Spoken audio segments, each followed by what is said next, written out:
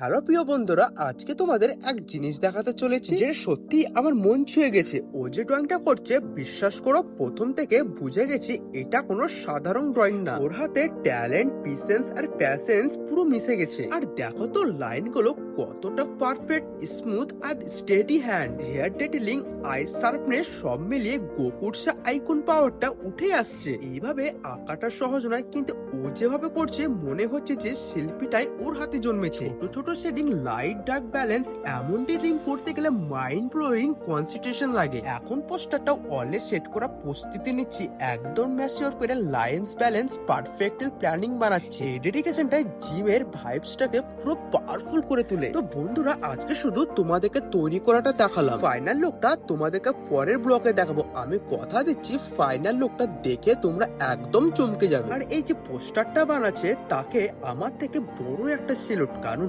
Dedication সব কম মানুষের মধ্যে দেখি। তোমাদেরকে মন থেকে ধন্যবাদ আমার এই ব্লগটা দেখার জন্য।